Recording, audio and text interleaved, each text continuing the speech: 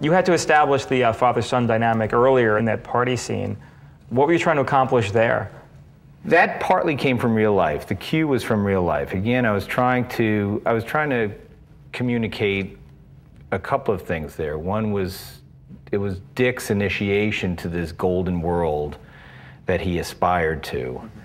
And the other was this idea of the burden that was on Charlie to perform in this kind of intellectual Olympics. And the cue for it was this real life thing that Dick had told me, which was that when he went to see the Van Dorens, that they used to do this Shakespearean sparring. And that was fun to write because you could go and pull lines from Shakespeare and have them flying back and forth. And so the text is all of that, and the subtext is what's going on inside of Charlie, the competition with his father, and what's going on inside of Dick as this, you know, Jewish Harvard Law grad who desperately wants to be part of that Van Doren Gentile world, and is terrified of being in the, you know, noisy Brooklyn Herbert Stemple world. Right. Yeah, even as a layman watching it in the audience, you know, my first thought was, damn, Van Doren's got it hard. It's a Shakespeare off. You don't encounter that much in the outer boroughs. Apparently that was part of their life. Right.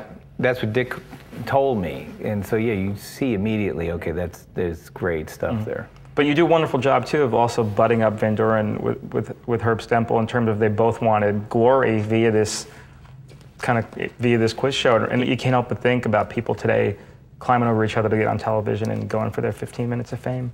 It was kind of prescient in that way.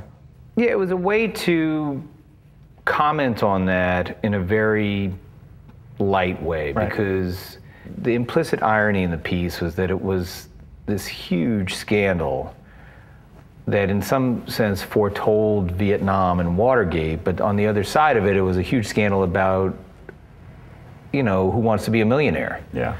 You have that great line in the film, if I remember correctly, about his father compares it to plagiarizing a comic book in terms of level of crime. Yeah, but then I also love that he was so blindered, at least in my version of him, that he didn't see that this actually, you know, Charlie was on the cover of Time magazine for the comic book. Right. Do you think it was slightly condescending on the father's part, or not, or accidentally condescending? I wrote him as condescending. I wrote him as, you know, having spent a lot of time with those people. Right. The basic thing that was attractive to me about Quiz Show was, as a kind of a companion piece to Donnie Brasco, was Donnie Brasco was about guys who were really dumb but really shrewd. Because those mob guys are like that. They all have like a 75 IQ, but they can read people and read the room, and that was part of Joe's achievement, was getting over on them is not easy. Right. The Quiz Show people, as a companion to it, and having, you know, wrote them consecutively, were people who were so smart they were dumb. They were so wrapped up in how smart they were that they were getting defrauded and making horrible life mistakes, and without having any idea that that's what was going on. Right. In the body of the film, Charles almost tells his dad that he's cheating, but doesn't, kind of pulls back. Was that kind of, I mean, how would you describe something like that in the action lines of the script? Like, how do you convey that kind of subtlety on the page? Well, I used to make a fetish out of writing no action. So if you look at the old Quiz Show script, there's virtually no description lines. I thought that if the scene, and I still believe that if the scene is written properly, that it can only be played one way. If the spaces between the dialogue, that you're basically creating a corral for the actors and the directors to all move through that shoot. And if it's not written properly, no amount of description is going to get them there. Now, I write more description now because I think it's helpful to everybody to create a sense of what the style of the film should be. But I think I sometimes read scripts and I feel like the the writer's trying to direct the movie by remote control. And it's just hopeless. That's never going to happen. You really are trying to give the actors and the director the tools to do their job, but then they're going to do their job. Right. So you didn't start writing more description because you had a bad experience where people missed the corral and overshot and were off on a plane somewhere? I have to say I've had, knock wood, I've had good experiences. I don't have that. Good. Everybody has that. I know, but it's kind of strange, but everybody has that experience where they say, oh, they messed up my script. Right. And I can't say that. Do you ever try to establish the tone of the movie in terms of what you're looking for in the writing of the script? Is tone a hard thing to convey as a writer, or you think that also is conveyed based on just how you write? It's part of my vanity as a writer, that I actually believe it's if you get a sensitive director, he'll go the way you want him to go. And the clues for the director, are they contained in the dialogue as well as the overall story of the piece, in terms of this is going to get even more abstract, but I truly think it's super interesting. In the spaces between the dialogue. And is that like a ... like how those spaces I'm saying conveyed? It's all in the what's not said. Okay, interesting. I'm much more intent on collaborating early with the director. So we talk about that from the beginning. Right. And it evolves. In the case of The Good German, he ended up shooting it as a 40s movie, which is fascinating because it's got this sexual frankness, but it's black and white in that kind of beautiful black and white Warner Brothers style. And which of course, was thrilling. I'm sure it was met with rounds of applause and cheering from the exec suite. They were very happy about that. Right. No, they take out their models and they say a black and white movie can only do X number of dollars. And right. But I guess working with you, I mean, when you and Soderbergh are involved, you kind of have the creative freedom to say, trust us, or just we're going to do it this way, or it's not going to be the right way, and kind of muscle it through. No, there was no muscling. Steven just, he's very practical. He goes in and he says, okay, just give me the number and I'll back into it. Oh, great. And he figures out a way to make the movie for that number. And part of it was everybody kicked in, including the writer, which was shocking. Right. Should never happen again. You must really like this project. But it was... So it's a true collaboration, even from filmmakers to studio and back, in terms of what's being said. I guess it was a collaboration with the studio. I mean, I don't know. A civil, at least, discussion. Give me that. It was a civil discussion with the studio. It was upsetting to me, where I just start to feel like... Because I work on, as a script doctor, I work on a lot of these movies where there's so much money sloshing around that's just pure waste. Right.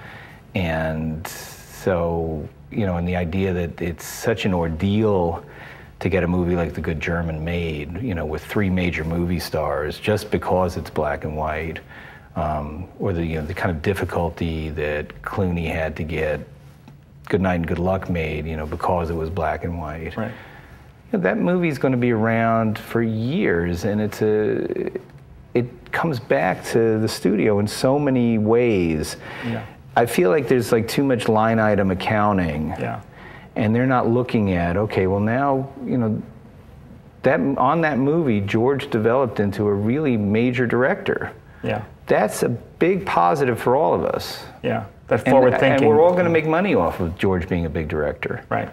I guess when it's their will, in terms of getting you to script doctor something that they collectively just have decided, we need this movie, the purse strings are bottomless in terms of what's there to spend. But when it's someone else's will outside their system, it's right. But again, if you look at American film history, the great golden age of American film history occurred when the studio broke down. Sure. During the early 70s, when the studio lost their confidence that they knew what they were doing and turned the business over to the directors. There is nothing new in American film since that period. anything good that's been done since that period has been filmmakers who grew up in that period or has drawn on the lessons of that period.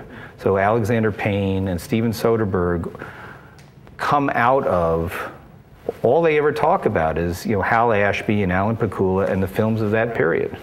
Would you rather be writing in that period than? Absolutely. Really, if you could push a button and take a time machine and oh, absolutely. wipe out. And there was like more drugs and more fighting, and it was just like more fun. Nobody like turns over a desk on anybody anymore. That happened all the time then. Right. People would go in and have fights and throw tables over, and no, I guess there was also a downside to all that. Come on, you would have liked that. I'm still doing that. I'm doing that now, my own little island of that. You had so much success in this era. It's interesting that, you know, even with your success, the drawbacks of kind of the confines of the times we're in can make you like long for that golden age. I don't spend a lot of time longing for it because I remember we had a hard time getting Quiz Show made with Redford attached. And I remember Redford doing no complaining about it. He just felt like... He understood. Well, it's pointless. Yeah. And he had been there. He had seen the business over the years. He felt like figure out how to get it done. And I remember when I interviewed Scorsese, when I was at the Post, his feeling, I would ask him about this, and he would say, like, as long as I can get my movies made, as long as I can figure out a way to get my movies made. So you just have to, you know, just figure out how to get the movies made. But going back to Quiz Show, the scene we were discussing, there's an incredibly wonderful moment at the end where Ray Fiennes is recalling a childhood memory and kind of wistfully says, "I'll never be that happy again." And his father responds, "Not until you have a son." Where did that come from? And it's a beautiful way to go out of that scene. Was that something that was always in your head, as that's why I'm going to end this scene? No, it was in something I discovered in the writing where, you know, if the father hates the son and the son hates the father, the fact that they can't communicate has no pain. If they love each other and they can't communicate, then there's real pain. And I'm the poet of pain. How did you decide on what they're going to be talking about? Like, how did you come to the content of just their conversation? Well, I used to write this way. Actually, I remember I used to write this way more then. I would kind of have pieces. I'd like put lines on the page. And then you start writing stuff in between, or you start moving them around. Or aside from the cake, did any of the content spring from your life, your relationship with your dad, or is it pretty much inspired by Redford's ideas about the scene and the real life? My life growing up, you know, was more, you know, we were Italians, so it was more Donnie Brasco where I could really draw on. You know, we weren't mobsters, but there wasn't a lot of repression going on, emotional repression. I knew how that Italian thing sounded. Right. You know, I grew up hearing it. In both films, the idea that people don't communicate was part of how I like to write the dialogue. And it's still part of how I like to write the dialogue. And if you really listen, people don't talk to each other. And I'm sorry, what'd you say? Yeah, see? You're looking at your note cards. What's next? If you get, if you're ever stuck on a story or kind of stuck in the process of writing a screenplay, where do you turn for inspiration to get unstuck? I wouldn't say I get stuck. What happens quite often is you go up a blind alley.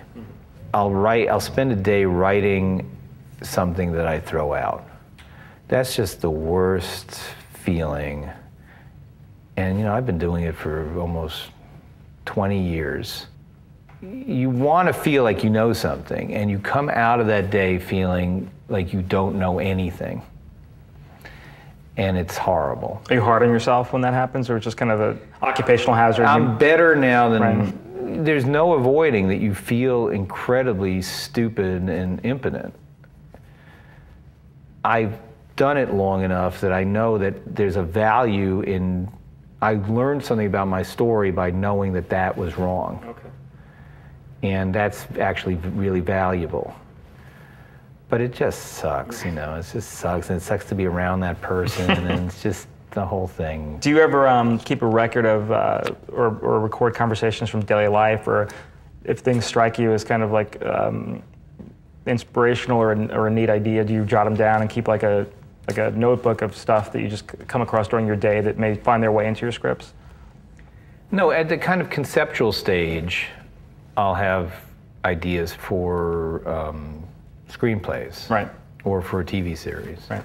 No, usually I'm in that kind of practice of trying to, write that scene that day. Right. And what's the thing you've written that you're the most proud of? Quiz show. Quiz show. And why is that? It's pure in a certain way. It was my first movie, so it's kind of like your first girlfriend. Right. And when you think about Redford, who was the biggest movie star in the world for years, and what he did with that in terms of the movies he's made and Sundance, it's extraordinary. And that was my initiation into the film business. Wow. It wasn't working on some programmer. Right. It was, it was this higher calling. And that sounds pompous, and the fact is it was really fun because everybody was young. That's great. Our cast was young. John Huttman was the production designer. I was like 30 years old. It was everybody was a bunch of kids and Redford. And nobody really knew what I would know now, which is, this is not going to make a nickel. Right. Nobody cared. The Good German, we had a similar experience just because everybody cut. Mm-hmm. The money kind of spoils the process in a certain way. Right. So we were on a set where not only was there no chair that said George Clooney, there was literally no chair. And George was sitting on an apple box. Right. And he was happy. And Toby was happy. And Kate was happy. And we were all just making a good movie. It's... that movie kind of brought me back to that experience I had had on Quiz Show. Oh, great. And I'm part of the corruption because I've certainly furnished my house out of these script doctoring jobs and whatnot. But you always have to remember the other thing. Sure. So now we've talked about that infamous cake that kind of inspired you to put that in the kitchen scene, and I'm glad that you have experience with things like that because we have a little screenwriting exercise here that we like to expose our guests to called The Object. Frederick, can we have the tray? Now, Frederick's going to reveal an object to you, Paul. It's been chosen at random by us, and your job is to, once you, and it's a little bit like a game show. Once you see what it is, you through your immense talent, spontaneously describe a story about it to me, and then I will ask you why that particular story. Frederick, you can reveal the object. Your object, sir. Okay. You got a good one.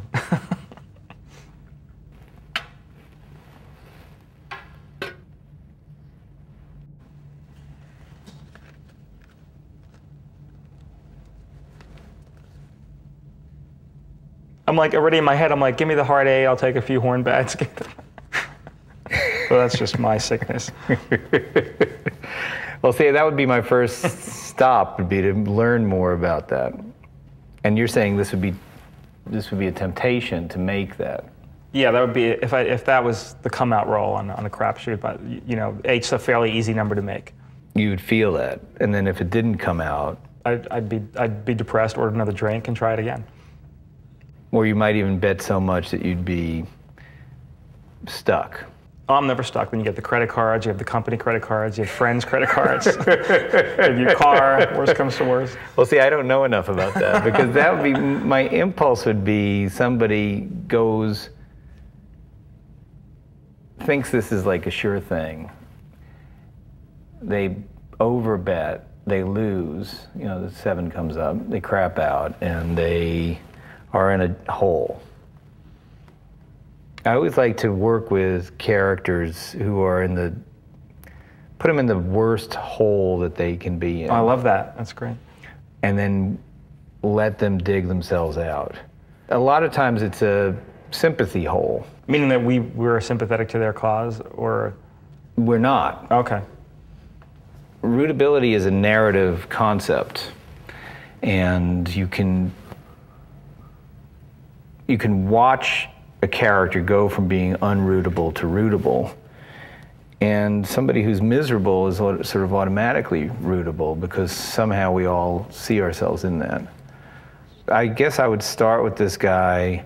He sees the 8, his ship has come in, he puts $1 million on it that he doesn't have, and now he's in trouble. That's great. So you looked at that and saw a way to get a character into trouble, and then the rest would be trying to figure out how to get him out. Or not, as the case may be. Yeah, I would never go to, he rolls the 8, he makes the 8. Right. It'd be a short movie. Unless, you know, there are those good movies about how difficult success is, and those can be fun. You know, right. Sullivan's Travels. He makes the 8, he buys the big house, and his formerly wonderful life goes to hell. I feel like you can only do the opposite. You can do the Sturgis version or the Capra version if you're in a depression, like The Country or The World. Right. You need to be down at 0, and then you earn those kind of movies. But if you're not at like a depression level, you know, DEFCON 5, your take on it's much more interesting. Well, we may get there. Hopefully not. I mean, your take on the dice reminded me all of a sudden, like Killing of a Chinese Bookie popped into my head. The whole movie, just because that character is so wonderfully not rootable, but you do kind of root for him and his little constructed family of losers and strippers and whatnot. But it's a wonderfully complex kind of characterization they put on screen, and that's the kind of thing I think you're describing in terms of your character in these dice. Yeah, he was really unique, you know, Cassavetes. It's not. I don't know that I would ever be comfortable making movies like that, but it's wonderful for the world that he was. When you discuss rootability, do you think that there's too much pressure or emphasis on that kind of like pat conclusion to stories these days, or characters that you need to only root for and that are not shaded with gray, or that are just conventional good guys? I like to use rootability to propel narrative. So the way Donnie Brasco operates is you have a cop, rootable, going after a mobster, hitman, not rootable. By the end of the movie, you are not feeling that good about the cop, and you are weeping for the hitman.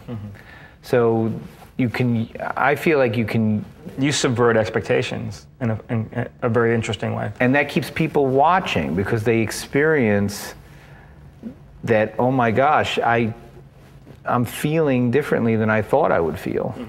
That's, so then they want to see what's next. Right. You know, it's all about narrative and trying to pull the audience through that 2 hours. But your sympathies are part of your tools, as opposed to we need to spend 10 minutes at the beginning of the movie saying he's noble, he's wonderful, he's our hero.